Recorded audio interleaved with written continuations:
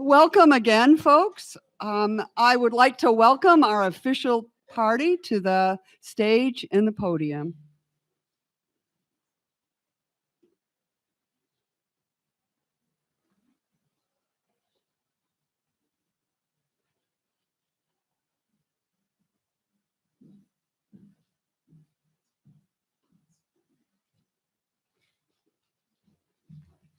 I can't see you. It's very dark back there.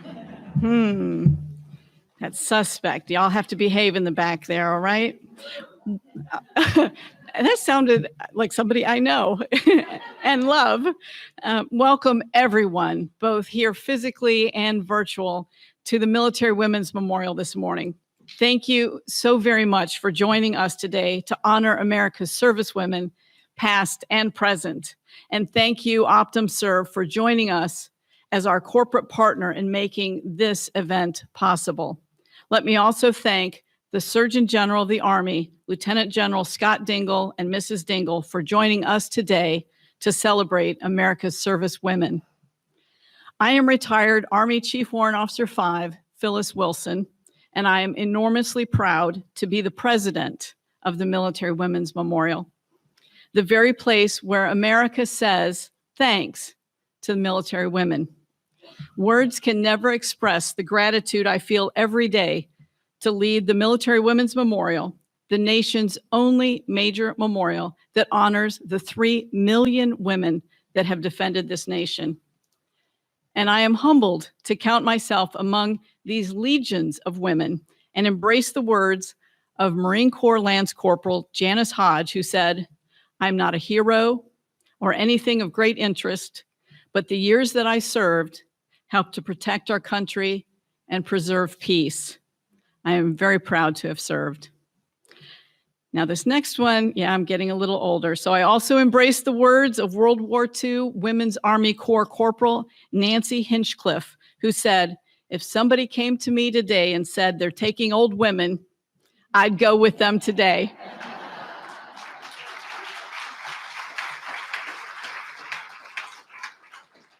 So this is the day we come together to show our appreciation for military women's service to our nation.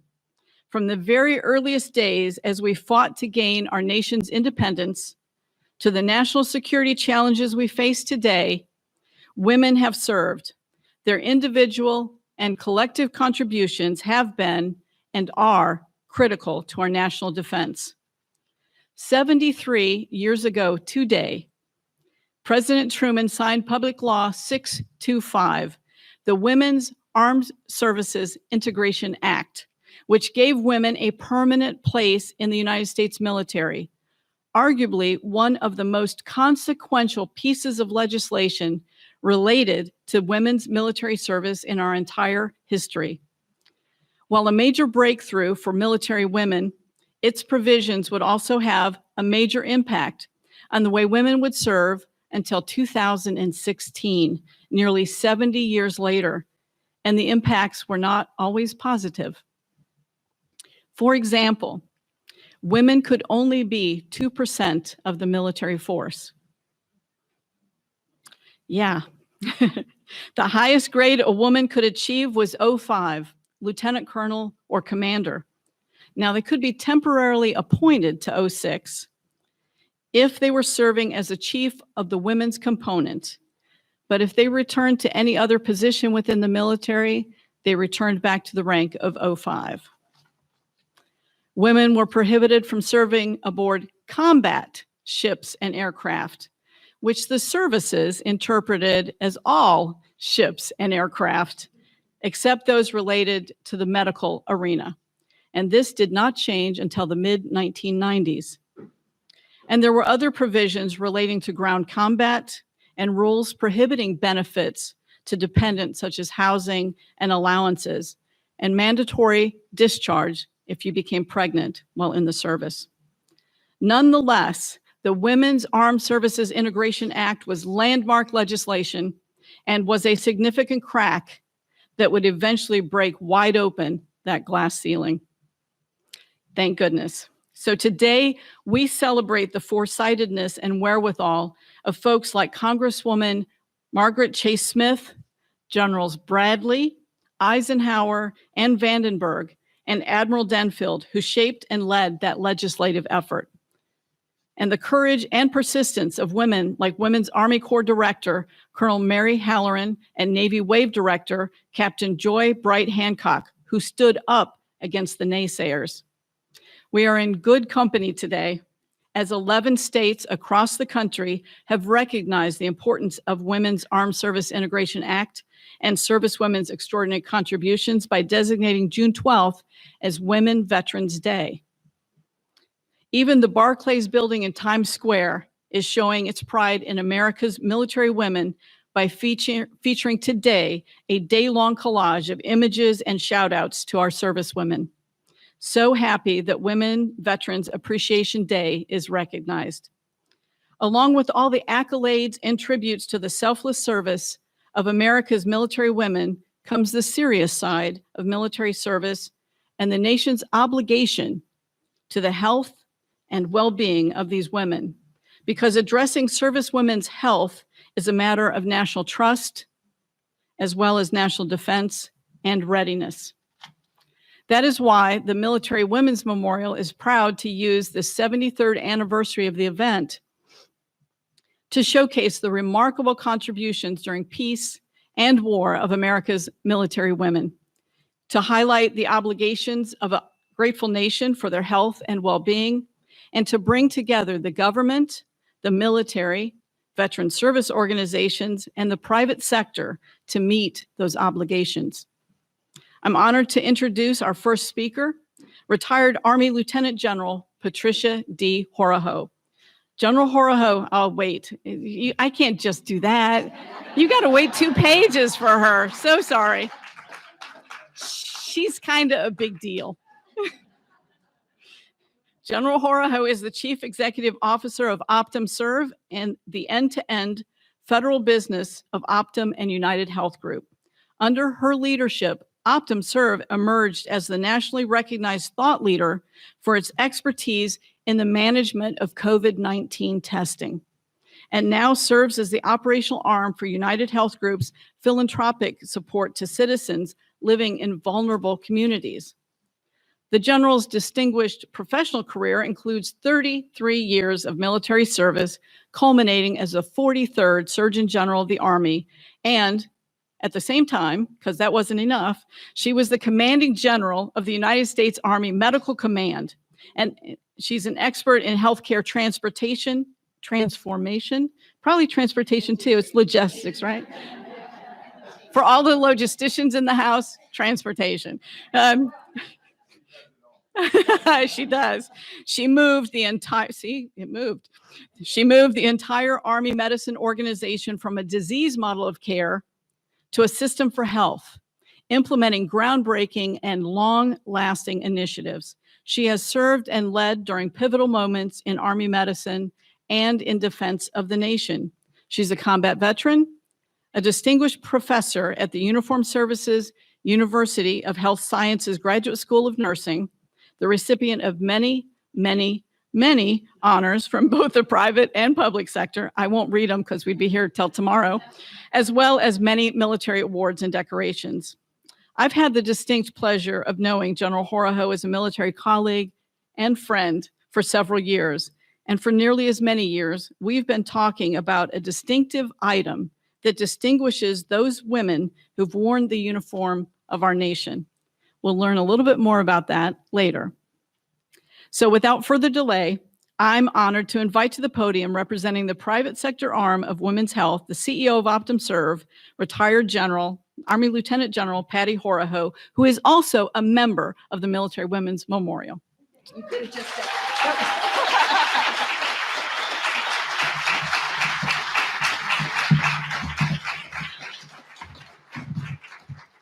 You know, I always think it's a sign that you're getting older when they announce you, and it goes on and on and on. It just means you're just old. But thank you, Phyllis. You're like beyond gracious. So thank you. Good morning, everybody. I am so excited to be here, and I feel like it's just a lifelong dream for all of us to come together to have this moment. So thank you for being here today. You know, and as Phyllis has said with the the marking of the 73rd anniversary of then President Harry S. Truman signing the Women's Armed Service Integration Act into law, I'm thrilled to look into this audience and see so many familiar faces from throughout my career joining us to celebrate this special day for our sister in arms. Women and men who were mentors and colleagues, continue to be friends, are out here today. And I'd like to welcome and recognize the 45th U.S. Army Surgeon General and the U.S. Army Medical Commander, Lieutenant General Scotty Dingle, and his lovely wife, Sonia. Love ya. Thank you. I'm also proud to introduce First Lieutenant Johnny Horoho, who is my son, and Maggie Horoho, who's my daughter. Thank you both for always supporting me. And I'd be remiss if I didn't recognize Ann Campbell and Karen Havlison, so thank you very much. Also joining us today are many other women who have chosen careers in the military. Their bravery, their heroism, their compassion, their selfless service is beyond commendable. And while all are deserving of our gratitude, there's one very special woman with us today that I would like all of you to join me in recognizing. Born over 82 years ago, she was one of 9 children. She grew up in my beloved home state of North Carolina and lived on a tobacco farm in Wake County. She was the first woman to receive her master's degree in military arts and sciences from the United States Army Command and General Staff College. She is also the first African-American Nurse Corps officer to graduate from the United States Army War College. When she retired 28 years ago, she was serving as the commanding officer of Fort Belvoir, a non-nursing role. So please join me in honoring Brigadier General, known as General Clara, Adams Ender.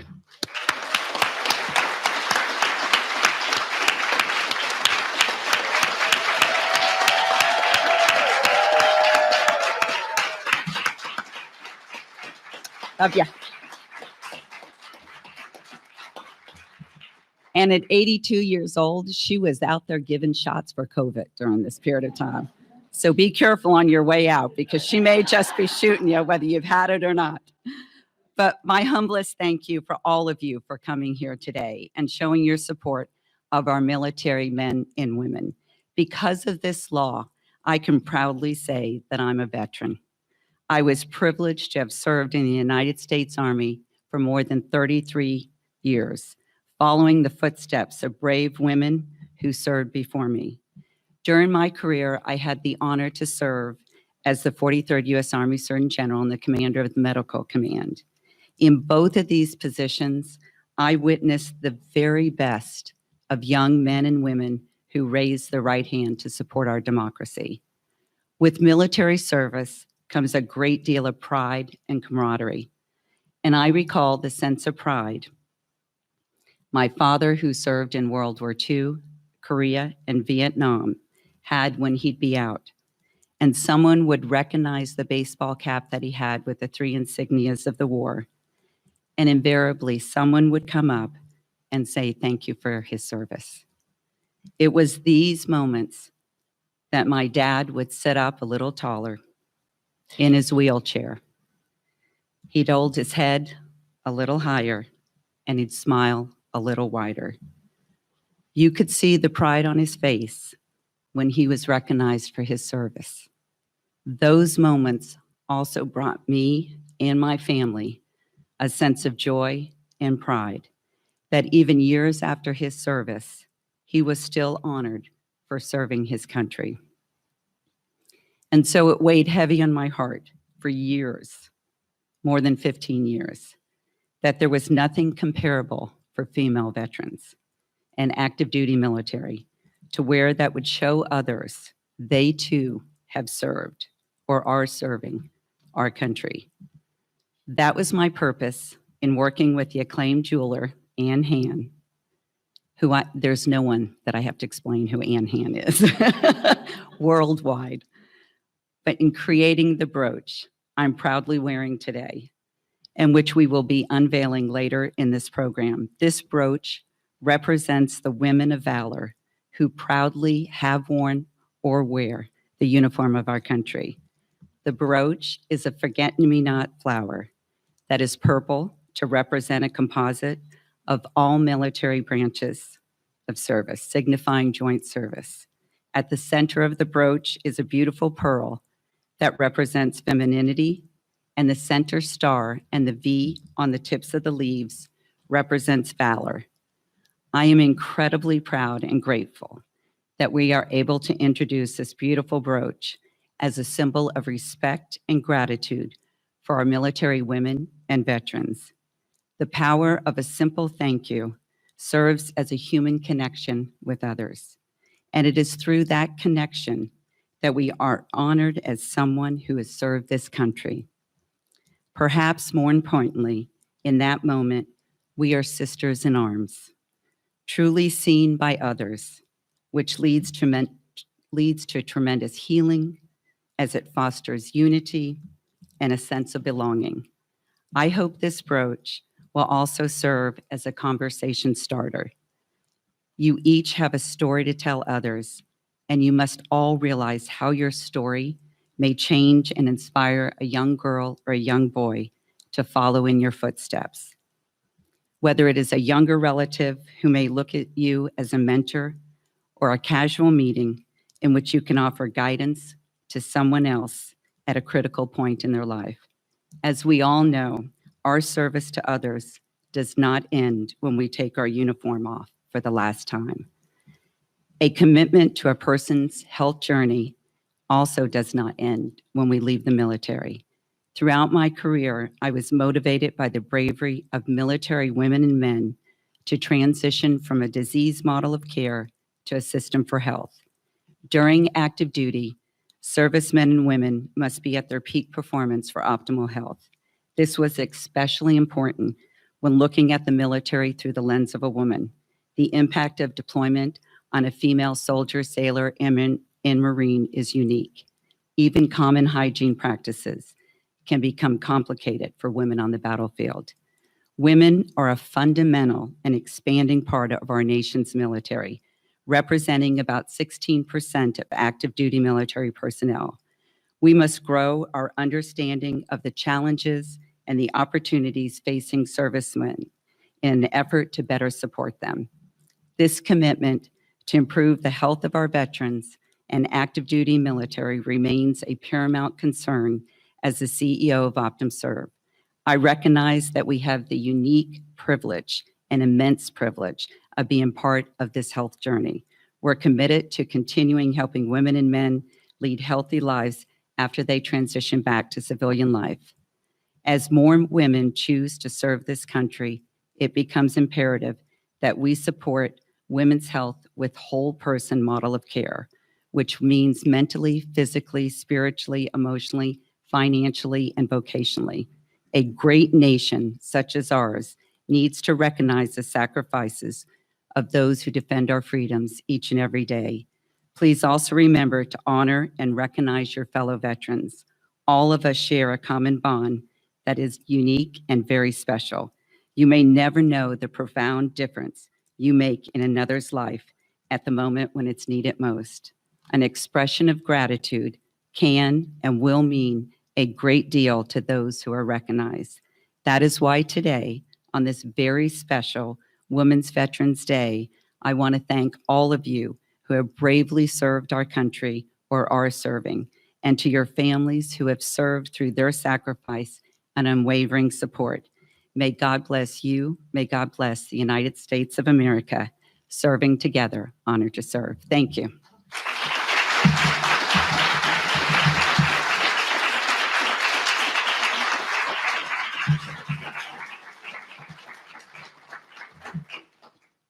Sorry, my water was not by my chair, and I asked him to move it up here. Patty, thank you so very much for your service to the nation, both as a military member and now, of course, as the CEO of OptumServe. Now it's my distinct privilege to invite to the podium Ms. Deborah Kramer, whose presence today represents the government sector arm for women's health. Deb Kramer was appointed as the Acting Assistant Undersecretary for Health Support in the Veterans Health Administration in March 2020.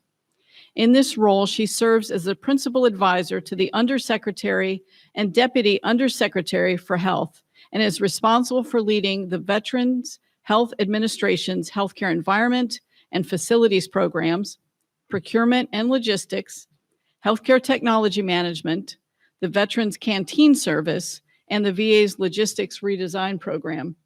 Do you ever sleep?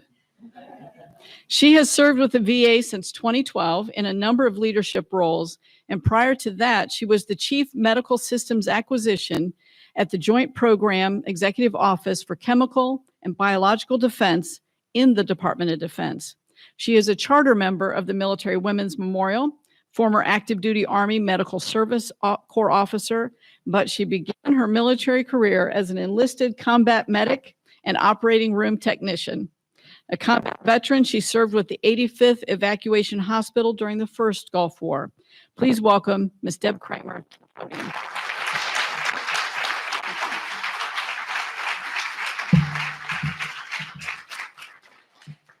Phyllis, Lieutenant General Horoho, Representative, I know you're distinguished guests, all veterans, family, friends, and on behalf of Secretary McDonough, I'm honored to present affairs back to the Secretary Ms. Wilson and to the Military Women's Memorial for inviting us to participate in today's celebration. Lieutenant General Horoho, hooah! Well, I was not on active duty when it became the 43rd Army. So please know I was cheering. I left active duty in 1996, and I remember very well hearing in conversations with my fellow officers that a woman would never be the Surgeon General of the Army in our lifetimes. And so timely away. Representative Brownlee, of women veterans at the forefront. We look forward to continue to advance our expansion of gender-specific healthcare services and programs. Switch out the mic. We might want to switch out the mic. Wherever it is. Your words were so powerful, you threw them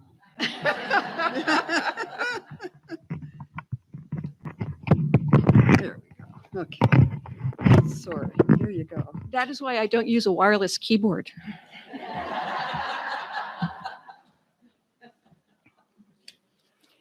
So let me start again with Representative Brownlee. Thank you for your tireless work in keeping the needs of women veterans at the forefront. We look forward to working with you to continue to advance our expansion of gender-specific healthcare services and programs. Women have always played a role in our nation's military conflicts, and I think it's fair to say that women fought their way into the U.S. military. I can think of no better example to offer than Harriet Tubman. Known more for her service with the Underground Railroad, during the Civil War, Harriet Tubman served with the Union Army as a spy and a scout, often behind enemy lines. In June of 1863, she became the first woman to lead U.S. military troops into battle, traveling up South Carolina's Combahee River to destroy bridges, raid Confederate outposts, and cut the Confederate supply lines. Today, thanks to the 1948 Women's Armed Service Integration Act and the 3 million women who served in every conflict since the Revolutionary War, the opportunity is available to the 220,000 military women guarding our freedom today is broader. The number of women veterans using VA healthcare services has tripled since 2001, up to over 550,000 today, and that number is increasing. In the past 5 years, we women veterans accounted for over 30% of the increase in new veteran enrollment, and we are the fastest growing veteran demographic. Now, to talk about healthcare, how we take care of you after you've served, I'd like to highlight a few of the healthcare services that VA offers to women. If you're not enrolled and you just need to get started, consider enrolling in our Women's Health Transition Training. The training teaches women veterans and those still serving about healthcare services eligibility requirements. And it teaches you how to connect with other women veterans across a host of women-specific networks and programs. We've enhanced the quality of care for women veterans, Today, every VA medical center has at least 2 designated women's health primary care providers. 90% of our community-based outpatient clinics have at least one, and we're hiring more primary care women's health providers over the next 2 years. VA provides gynecologic services, and we provide maternity services through care in the community. Our maternity care coordinators help pregnant veterans navigate maternity-related healthcare services inside and outside VA. If infertility is a challenge, we offer infertility services to all veterans enrolled in VA healthcare. In vitro fertilization is now available to certain service-connected veterans and their legal spouses. We've helped over 850 couples with IVF treatment so far.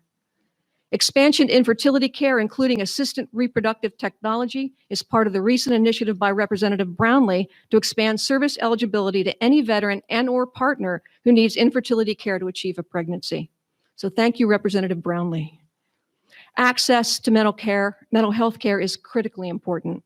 Over the past decade, the number of women veterans taking advantage of VA mental health care has doubled to nearly 230,000. Women veterans are tapping into our full continuum of mental health services. This includes general and specialty outpatient care, residential treatment, and inpatient treatment. And you should know that half of our mental health providers are women. If a women veteran doesn't like mixed gender or group therapy settings, we have alternatives, including individual therapy and telemental health. And we can also refer you to one of our 300 vet centers, an absolutely incredibly convenient therapy option for veterans, active duty service members, including Guard and Reserve, and their families. I do need to talk on military sexual trauma. About 1 in 3 women report experiencing MST when a VA healthcare provider screens them. We are committed to ensuring women and men veterans who experienced MST have the services they need in recovery.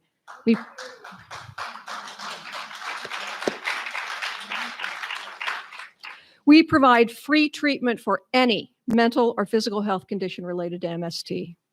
We have MST coordinators at every VA healthcare system, and eligibility for MST-related care is broad. There are no service length requirements, no income requirements, no document requirements, no reporting requirements. And if a veteran did not report the MST when it happened, that's okay. We're still going to take care of you. Treatment is available to veterans and most former service members with other than honorable discharges.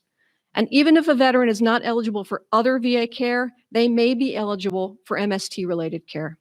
And for anyone not ready to engage in MST-related care, we have an app, Beyond MST. It's a free app for survivors and allies to learn about MST recovery and VA's treatment resources. A last word on healthcare.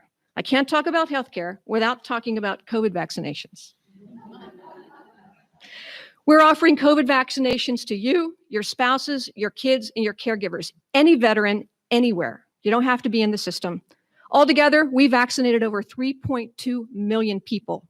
So if you need your COVID vaccination, and you need your COVID vaccination, come to us, we'll take care of you.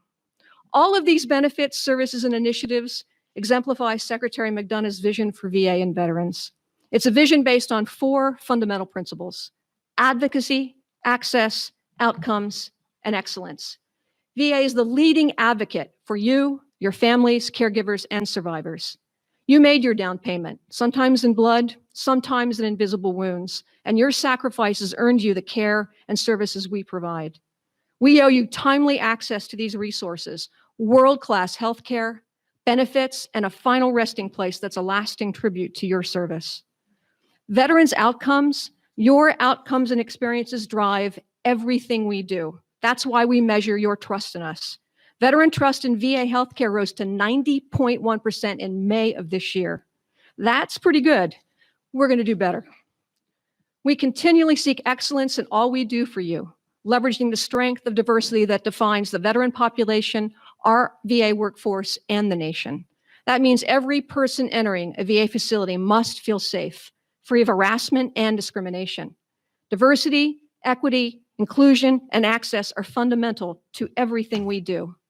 That's because in providing the benefits and services you earned, we are honoring all those who have served this nation. Our commitment to women veterans and all veterans has never been stronger.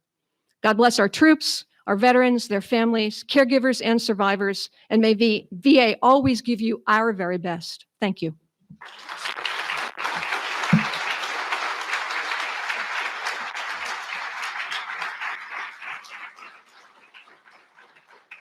I just have to say, Ms. Kramer, you told me earlier that you were voluntold to do this today, and we've all been voluntold, but the passion in that voice and in that speech was definitely not a voluntold. So thank you so much for being here. I learned a few things about the VA, and they are my primary provider of medical care now, and I did not know some of what you have just shared, so thank you for that. The Honorable Julia Brownlee was first elected to Congress in 2012 to serve as the representative for California's 26th district. She serves on the House Committee on Veterans Affairs, where she strives to ensure the nation provides the services and veterans.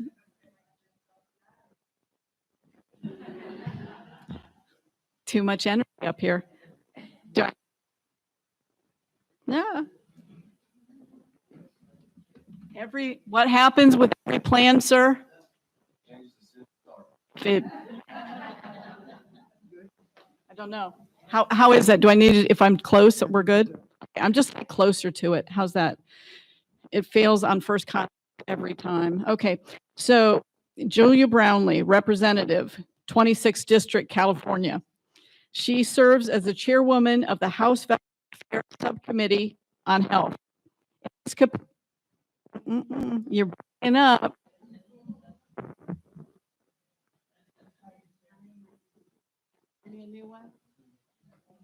Sorry, guys.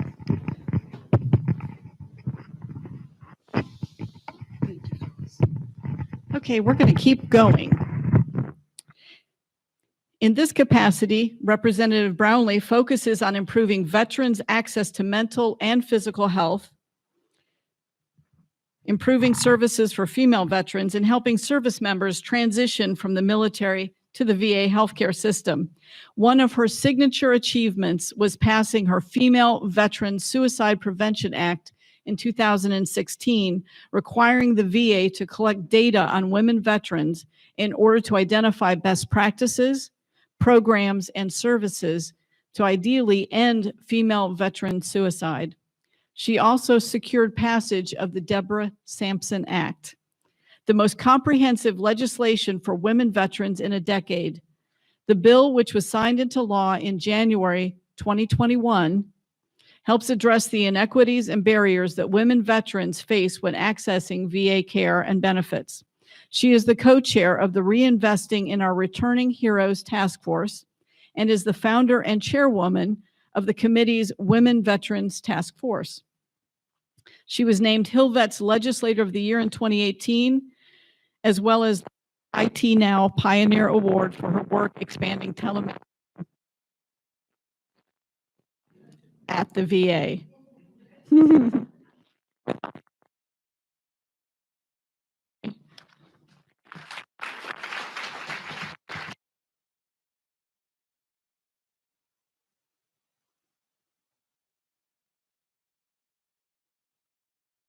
Good morning, and thank you for allowing me the opportunity to join you on this Women Veterans Day. I'd like to thank the Military Women's Memorial for their tireless work to honor the women who have served our nation in uniform and for organizing this wonderful event. As you know, women have made incredible contributions to our country and the armed services ever since the Revolutionary War. But their story and history has been a long uphill battle defined by remarkable patriotism and distinguished service in spite of endless obstacles and challenges. During the Revolutionary War, Margaret Corbin and Deborah Sampson were among the first women to serve in combat. During the Civil War, hundreds of women disguised themselves as men to serve in the military, and others served as nurses and spies. The Army Nurse Corps in 1901 and the Navy Nurse Corps in 1908 made women formal members of the armed forces. Women were permitted to volunteer during World War I and enlist for clerical positions. During World War II, women were recruited for non-combat positions, and with the creation of the Women's Army Corps in 1943, could attain military rank and serve overseas. But when women returned back to civilian life, they were not recognized as veterans or given the benefits they earned, though they had served in critical roles during the wars. During the Vietnam War, 265,000 American women bravely served, 11,000 of them overseas. Tens of thousands of women served in the Persian Gulf during Operation Desert Shield and Desert Storm. Today, women make up almost 15% of the active duty military, as well as 20% of the Reserve and National Guard, and continue to serve bravely in Iraq and around the world. But despite their unwavering patriotism, steadfast commitment, and selfless sacrifice in defending our nation, women have faced a long history of structural inequality, both in the military and at VA. As the chairwoman of the Women's Veterans Task Force, I have traveled the country meeting with our women service members and women veterans and listening to their stories. I've been troubled by the gut-wrenching yet all too common stories of assault, harassment, and mistreatment that women in the military face. But I've been touched and encouraged by the strength of the women I have met and by the courage and resilience they have embodied to serve our country despite these obstacles. My goal on the task force has been to identify disparities in access to care and benefits for women veterans, and where necessary, introduce and pass legislation to correct them. I believe our work in Congress has to be threefold. We must recognize our women service members and veterans for their incredible service. We must uncover the inequities they have and continue to face. And we must boldly act to set things right for the women currently serving our country and for those we hope will serve in the future. It is important to draw attention to our women veterans so that the country can understand the historical context of their contributions and the need for change. I was proud that my bill, the Deborah Sampson Act, became law in January. This bill was the most comprehensive piece of legislation aimed at addressing the inequities and barriers that women veterans face when accessing VA care and benefits in more than a decade. By passing this historic legislation, we acted on our commitment to ensure that our nation's 2 million women veterans receive the benefits they have earned and deserve. In this Congress, I have also introduced bills to study and correct the disparity in the cost of women's uniforms and the disgraceful discharging of pregnant service members over a more than 25-year period. It is also important to address the pervasive sexual harassment and assault that has been allowed to fester in our military for far too long, and that has bled over into VA facilities. I'm proud to support my colleague, Congresswoman Jackie Spears' bill, the I Am Vanessa Guillen Act, which will finally take the decision of whether to prosecute sex-related crimes out of the hands of DOD's chain of command and place those decisions with a special prosecutor's office. The bill will also mandate other changes to ensure that sexual assault and harassment are taken much more seriously. I have been glad to see these efforts gain momentum in the past few months. It's far past time that we take bold action to address this scourge on our military. Our nation has made a solemn promise that just as the military pledges to leave no soldier behind on the battlefield, we must leave no veteran behind when they return home. That includes the many women who have served our nation in uniform. This is a promise that we all have a moral responsibility to uphold. On this Women Veterans Day and the 73rd anniversary of the signing of the Women's Armed Services Integration Act, we recommit to fulfilling this promise and ensure that with our collective work, we say to them, We see you, we hear you, and we thank you for your service. Thank you, and may God bless our troops, our veterans, and may God bless this United States of America.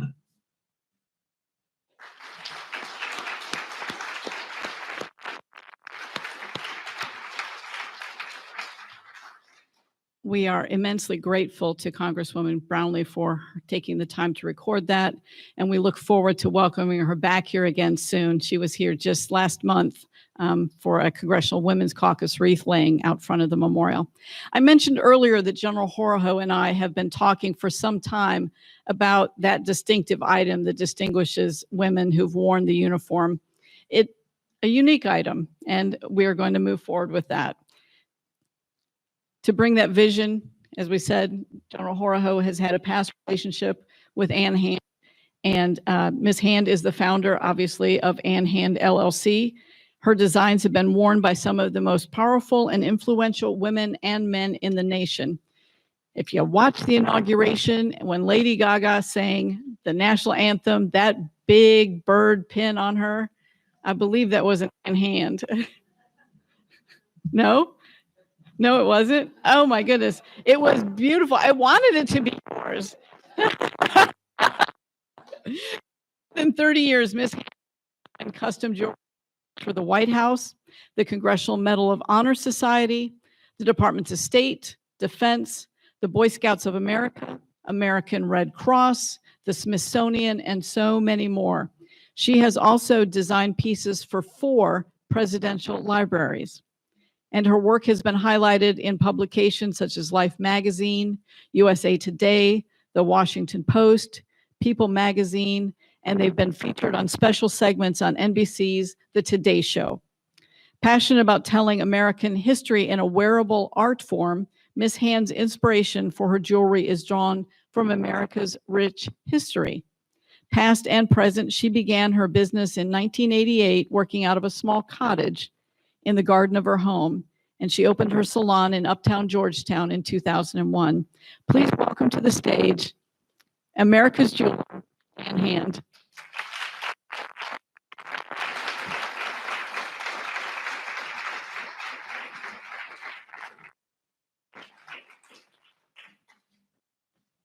Today, we are especially pleased to reveal for the first time that very special item designed specifically for the some 3 million women who've proudly worn the uniform of our great nation. Ladies and gentlemen, we bring to you the Woman of Valor brooch.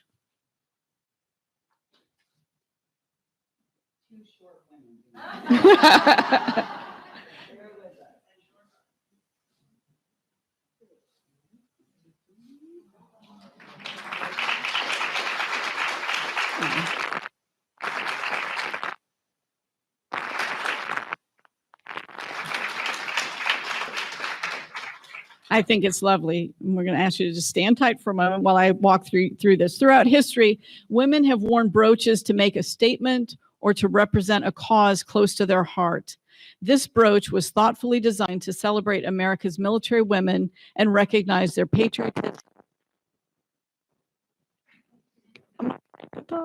commitment. I need a new, I'm out of microphones up here. Commitment and service to the nation. It identifies the wearer as a member of an exclusive sisterhood.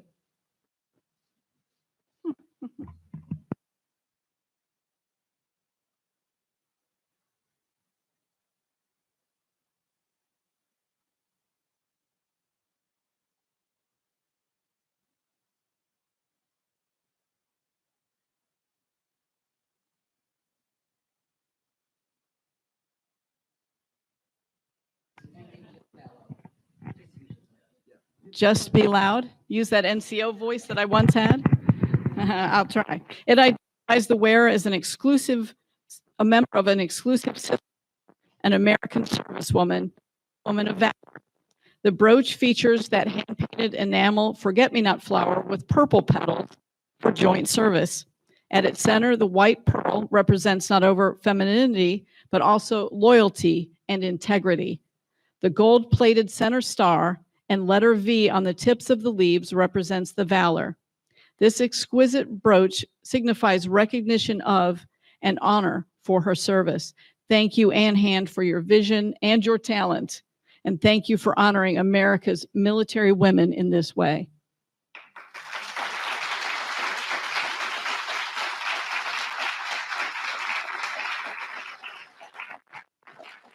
It is now my distinct honor and privilege to invite Ms. Hand and General Horaho to present the Woman of Valor brooch to 10 stellar officer and enlisted representatives of each service.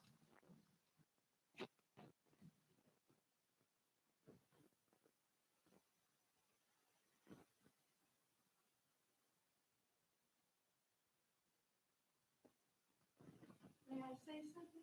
Of course.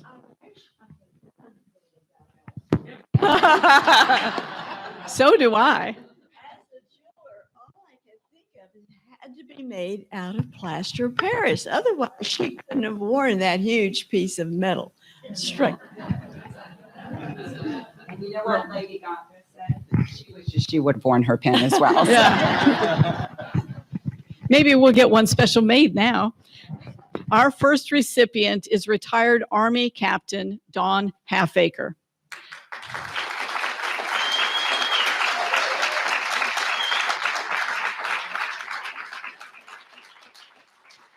Captain Halfacre is a U.S. Military Academy graduate and a former military police officer serving in the United States Army from June 2001 to July 2005. A wounded warrior, she is a combat veteran from the war in Iraq. Dawn's service to the men and women of the military did not end with her military service. She is a strong advocate for veterans and wounded warriors, having served as the chair of the board for the Wounded Warrior Project. Jan, put it away.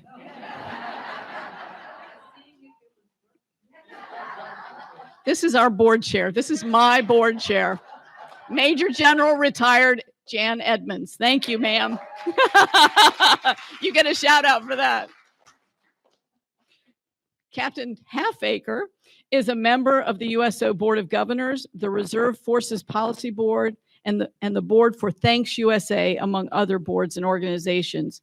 She is the recipient of numerous awards and decorations. Captain Halfacre, we are honored to have you be among the first service women to receive the Woman brooch. Thank you.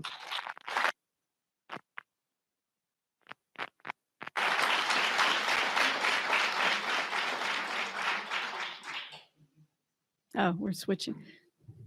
Command decision down there. It's good. Command Sergeant Major Donna Brock.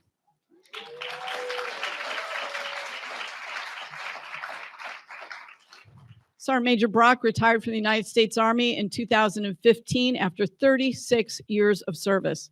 A combat medic and combat veteran of the war in Iraq, she has served in a variety of medical settings from clinic to combat support hospital and major medical facilities, and in leadership positions from squad to major command, culminating as the Command Sergeant Major of the United States Army Medical Command and also as a senior enlisted advisor to the Army Surgeon General. Sergeant Major Brock continues to serve our community and veterans in retirement. Among other things, she is a community coach for Together with Veterans, working with rural communities across America to assist in setting up grassroots programs for veteran suicide prevention and education. Thank you, Sergeant Major Brock, for your service.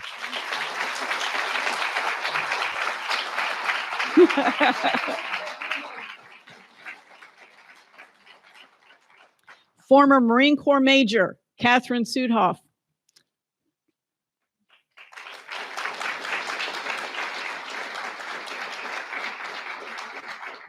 Catherine served in the Marine Corps from 2009 to 2020, a Naval Academy graduate. She was a communications officer and led Marines in an array of jobs and units.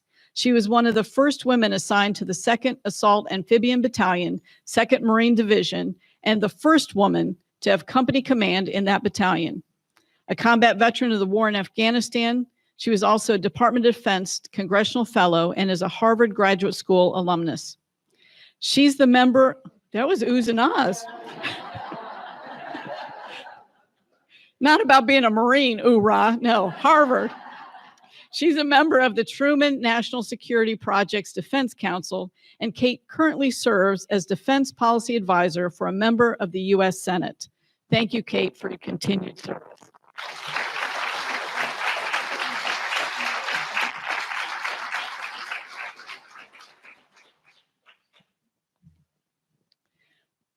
Retired First Sergeant Vivian Price.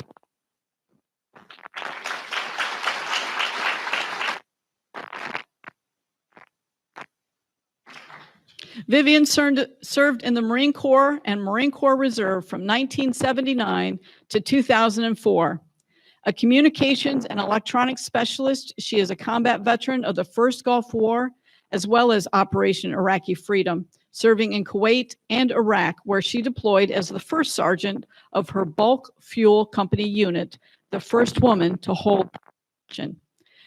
Today, she is the commanding officer of the Young Marines of Central Maryland at Kennedy Krieger High School in Baltimore, a junior ROTC program structured youth for children with special needs. It is the only unit of its kind in the country.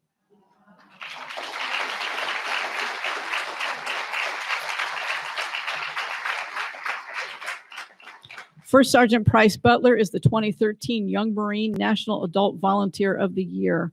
Thank you, First Sergeant, for your continued service.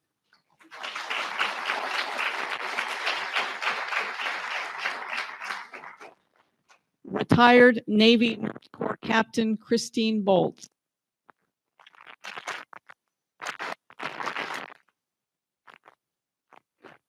Christine served from 1980 to 2009. She is a combat veteran of the First Gulf War, deploying with Fleet Hospital 5 to Saudi Arabia. She is also a veteran of Operation Support and Uphold Democracy in Haiti and other contingency operations.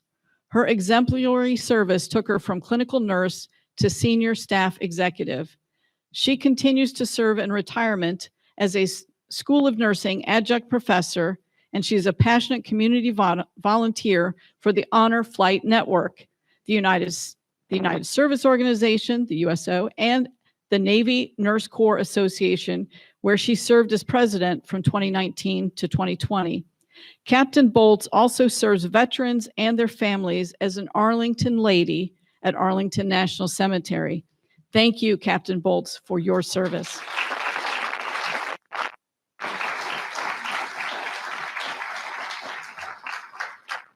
Retired Navy Command Master Chief Susan Fritz.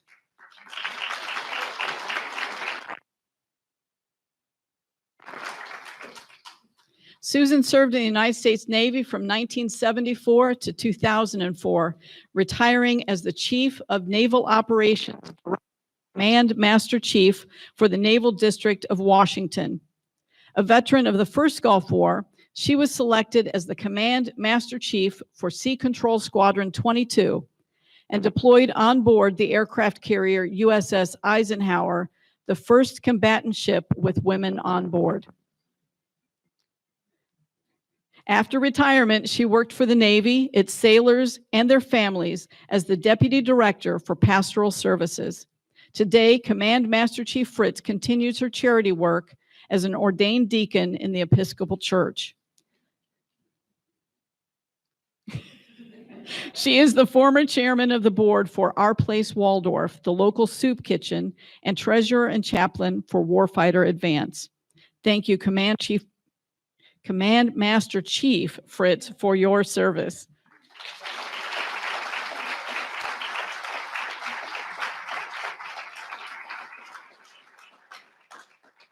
Retired Air Force Brigadier General Wilma Vaught.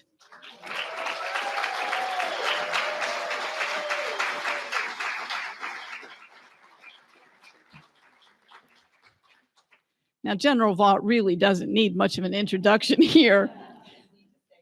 But just so if you're not tracking all of it, she is a combat veteran of the war in Vietnam. She served from 1957 to 1985 in a variety of assignments, both in the U.S. and overseas.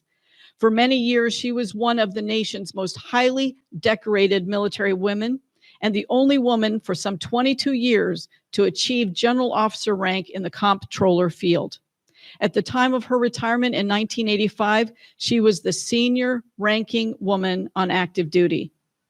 Today, Brigadier General Vaught is President Emeritus of the Military Women's Memorial, stepping down on January 1st, 2016, after 29 years in the position.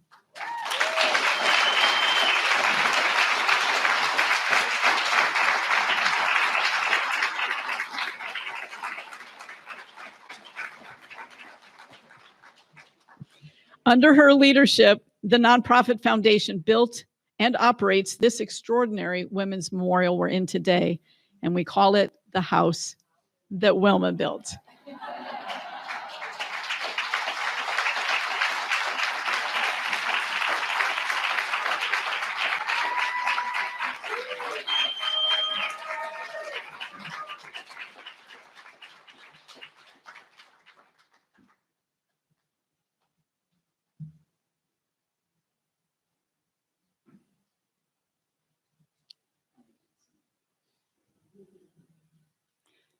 Don't even sit down there, Chief Master Sergeant. Come on down. Retired Air Force Chief Master Sergeant Darlito Lumpkin.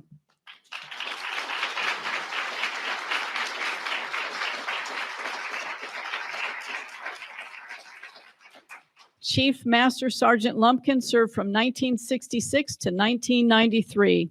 An Air Force medic, she served in medical and surgical nursing units, primary, pediatric, and OBGYN clinics, and the emergency room, from staff to supervisory positions, including assistant superintendent. She served as the Air Force Surgeon General's chief enlisted manager, the first female and first African American to do so, and retired as the medical service manager for the Air Force Nurse Corps, two influential and pivotal positions. She went on to work for the government following her military retirement, ending with a combined 46 years of service to our nation.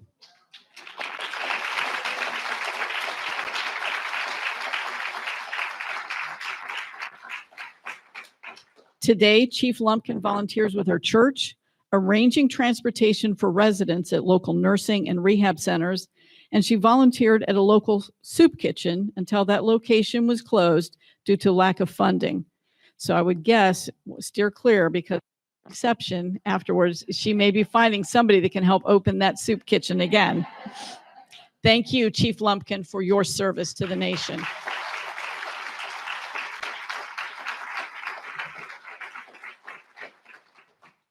Retired United States Coast Guard Captain Beverly Kelly.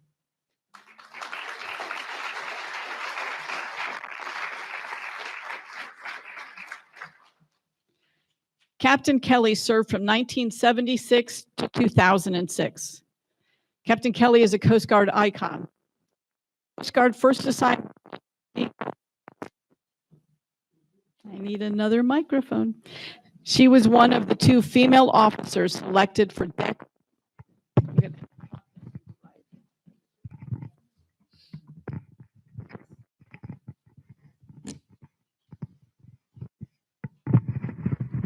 For all of you in the military, you know how you do the after action reviews? What do you think is going to be top on the list? Okay. Captain Kelly is a Coast Guard icon. The Coast Guard first assigned women to sea. She was one of two female officers.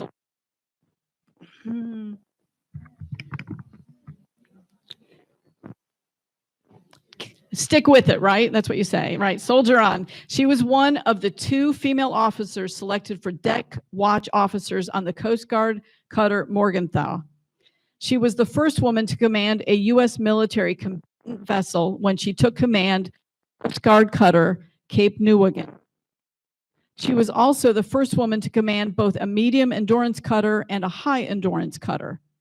Besides command at sea, Captain Kelly served in a variety of positions on shore in environmental protection, Coast Guard operations, marine safety, human resources, and international affairs. And since retiring, she has been actively involved with her community and local schools, joining the PTA and other organizations. She was elected to a seat on the County Board of Education in 2011 and served at capacity until 2010. Thank you, Captain Kelly, for leading the way and for your service.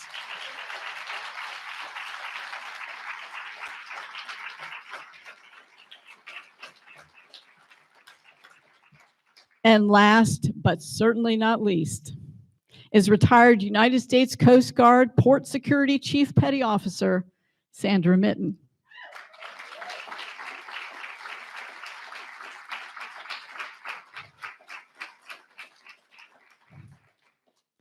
Chief Petty Officer Sandra Mitten is our very own Gulf War granny. Yes, I said it. Gulf War granny. She first served in the Navy from 1959 to 1961 and later served in the Coast Guard Reserve from 1974 to 2001. A combat veteran at the age of 49, she was named Gulf War Granny for her service in Operation Desert Shield and Storm at the port of Dammam, Saudi Arabia, where he was the leading petty officer for the women. Get this. She was a gunner on a 50 caliber machine gun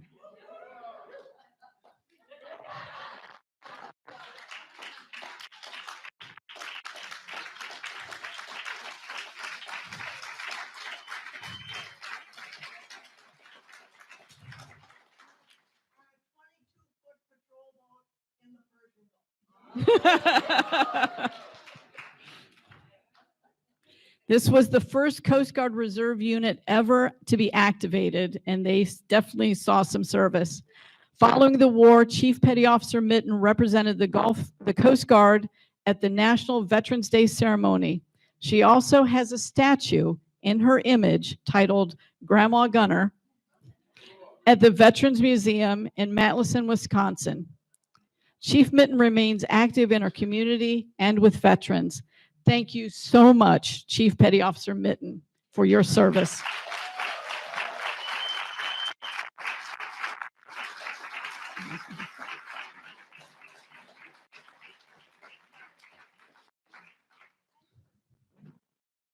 Thanks to all of you for joining us on this day